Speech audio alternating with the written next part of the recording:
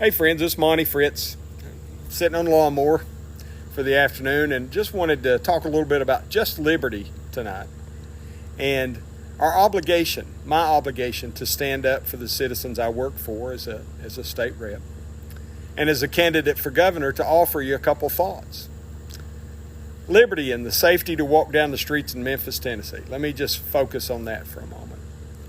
So we're at a sad, unconstitutional time where we have the Nashville establishment led by Governor Lee, the celebrity politic there, that want to continue to strip you of your rights with this intent to go armed code, which is Jim Crow code.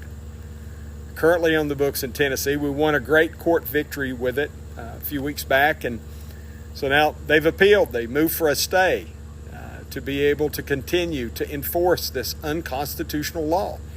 And they're paying for that with your dollars. I say shame on them, first. Secondly, I would say perhaps with the beatdown they took in that court verdict in the stay, perhaps the voice of Providence, capital P, is speaking rather loudly for the cause of liberty, and perhaps we should listen. And here's why, folks. So many of those folks in the Nashville establishment until President Trump wants to stand up and do something, they've been like timid little church mice in helping our family, our friends in Memphis, Tennessee, with the crime and the violence on the streets there, criminal violence. Same thing in Nashville.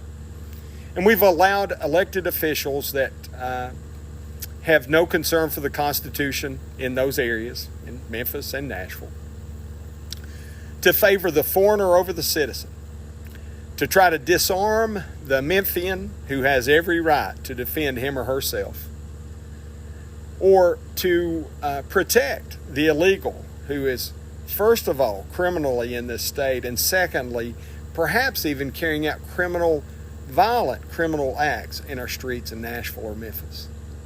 So we've been little church mice about that. But now President Trump has spoken up, so we've got a plan. Well, I hope they're looking at Article 3, Section 5 of the Tennessee Constitution. The same thing that we quoted when we tried to empower the Nashville establishment to help Texas with the invasion a couple of years ago. It was so underutilized.